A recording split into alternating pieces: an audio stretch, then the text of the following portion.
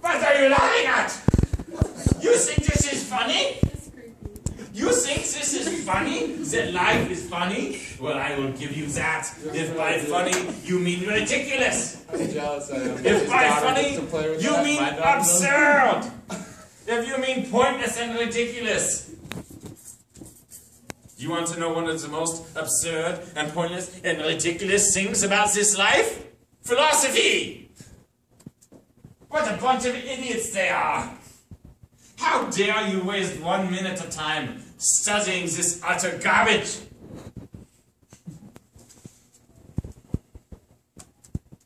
I know that if life is absurd, there's one thing more absurd, which is avoiding it. By over-studying it. You think you will find the meaning of life by pontificating? These idiots. There are very few who actually live life. Most would avoid and, like little cowards, run to their dens and their nests and hide away in the darkness with their fellow creatures to cuddle and wait out the cold. But there are very few of us who prefer to shiver out in the open. The courage to be, to live, to face the pointlessness and the ridiculousness of all these people with their theories about what life means, when they haven't just faced the fact that it has no meaning and got on with it. Get on with it, I say. Sitting in your little perfect little rows, my guess is that all of you will sit in the same seat every time you come. Because you are not trained to live, you are trained to obey. I pity you. I don't judge you, I pity you. Because you have been trained to sit in the same seats since you were offspring. Your parents' favorite hobby with you is to get you to obey. Or at least to mind your business and watch the TV show so they didn't have to wipe your butt anymore. To make you less of a nuisance. And your teachers all the way along. Do you think sitting in the same seat every day was to enhance your education? To deepen your life and understanding? No, I do not think so. Why do you think that was? So that you would be less of a pain in the rear end. I realize I'm on video and I have to watch my tone. So you would be less of a pain in the rear for them. You have been trained to obey and become mindless absorbers of bullcrap theories that a bunch of other people who are merely obedient to their own hierarchies and structures and bullcrap lives to talk about the meaning of life is not to actually have meaning in your life. You poor things. You are not living, you are obeying. That said, I will take your questions so that for these brief moments in which I am willing to tolerate the meaninglessness of so-called education, I will instill some truth if you can handle the truth. Go ahead and ask me questions, but just watch out, I might give you the truth. Okay, too scared to ask baby Nietzsche. I am merely a very small version of myself, and yet you are still afraid. You think it's funny? Do you feel my spit raining down on you? Well, that is how I feel.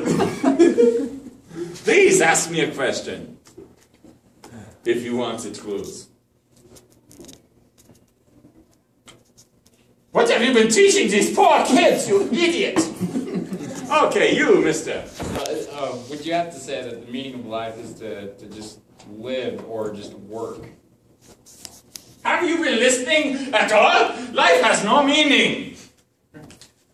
There's no point. You will die and be worm food with the greatest of them and the worst of them. And my guess is that you will be more close to the worst of them because the great ones are very few. The great ones of history are rare indeed.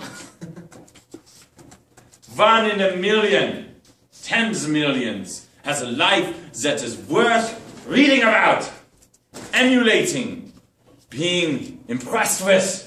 Most of you all just fit in your little roles in life, trying to elevate your status socially 1 iota, or 2 or 3, with your cars and your kids and your attractive spouses and your Facebook posts about your perfect little lives. There's very few who actually brave the cold of reality.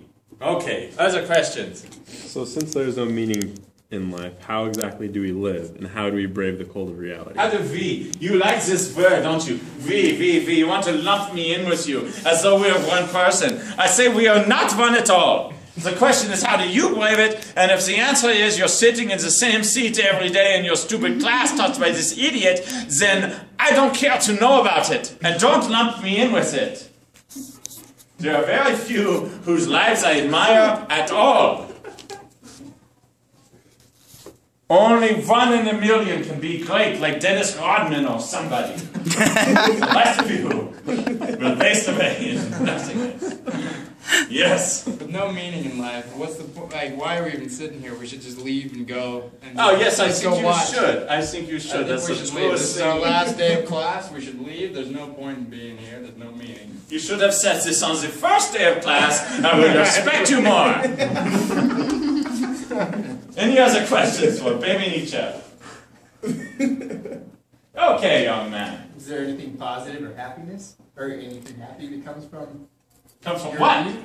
My view? I have no view. Have you learned nothing? What all these philosophers do is they give you a view. They think it, they sit in little rows and they say, if I sit in little rows, I want to increase my status. I want more power. I will stand at the front of all the little rows and then I will be more powerful. And they will obey me. And my thoughts will be important and listened to. In other words, what they're telling you is be like me. All these pontificators are not telling you truth. They are teaching you obedience to themselves. And say, what the heck are you doing? Throwing away some stuff. I will bite your head off literally and not figuratively.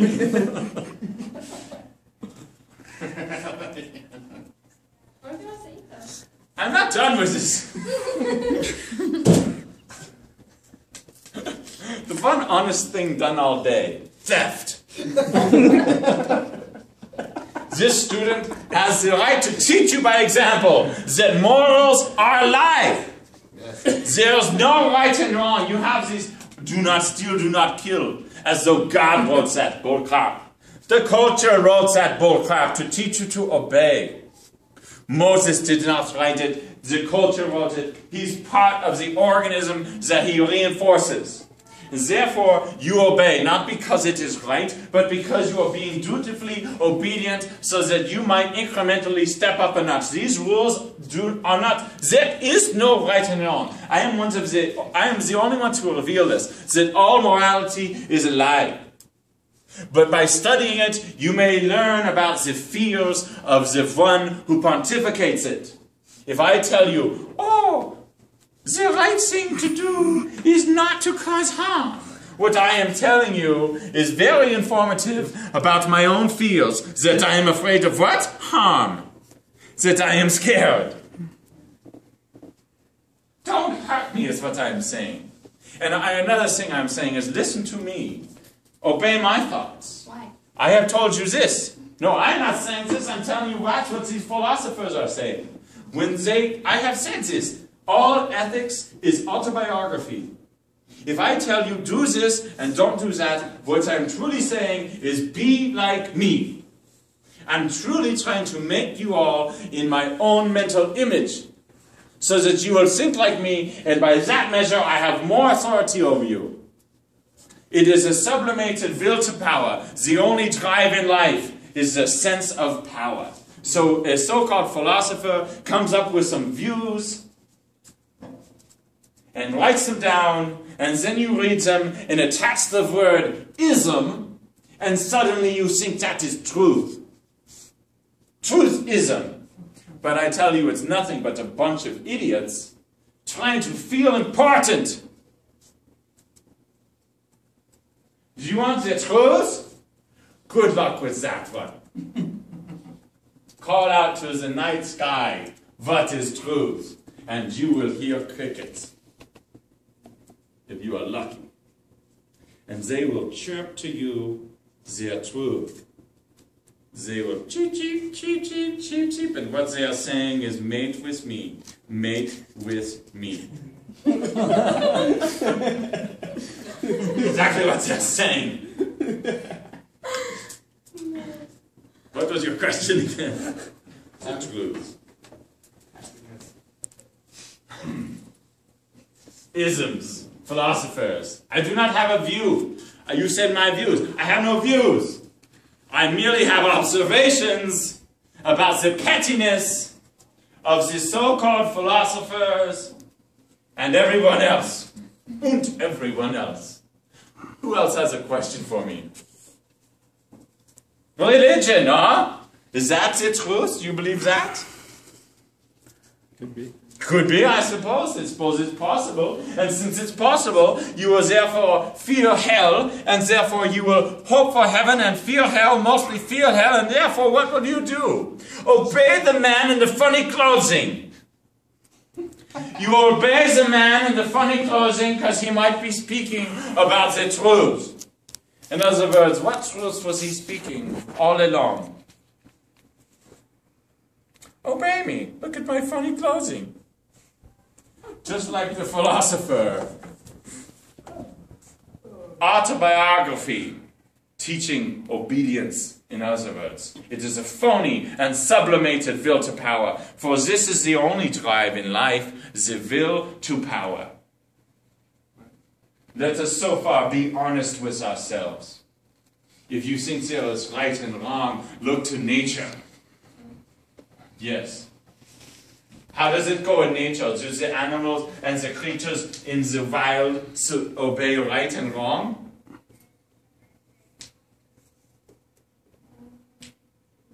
No. See how scared they have made you. But they do. These teachers of life. You are so scared of being wrong. Right and wrong are inventions. But they do have order. But it's not conscious. But it is. It goes along with fear. Fear. Fear is real. Yeah. Fear, strength, and survival versus death. Which is and social. Extinction. Which is social order. These great men that you talk about, that these very few great men, if you look at most of them, they may have out-of-the-box ideas, but they still conform to a social order and bring it to in a way that they don't cause too much fear. So you're saying that the great ones do not want to cause fear in others? A lot of times. Well, I mean, there's others that want to cause fear to bring in order to follow them. The great ones understand that life is fundamentally the will to power, the quest for strength, the quest for dominance and ascendancy.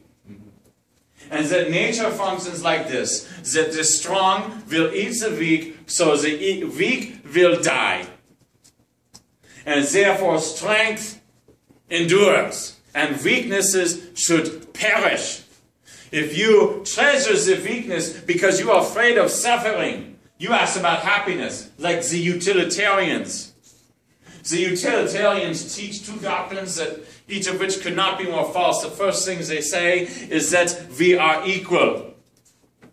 That all suffering is equal, and all happiness is equal. We are not equal. Look around you. There are plenty of people here stupider than you, and others who are smarter than you, stronger and weaker. That nobody here is equal. The second thing they teach is that we ought to promote happiness and prevent suffering.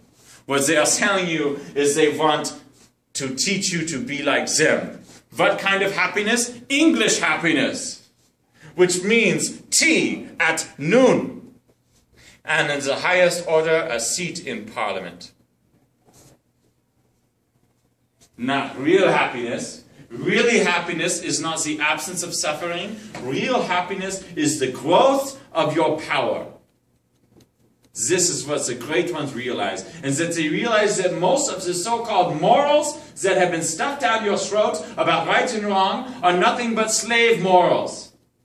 Morals to teach you to obey. This is what I have called this slave morality. The great ones know that it is a lie to promote, because for some of you, equal slice of the pie is a bigger slice of the pie. And so naturally you want to teach justice and equality. But these are the morals of the slaves, who really are not as honest as they want. That as soon as they had some real power, they would not want the slices to be equal.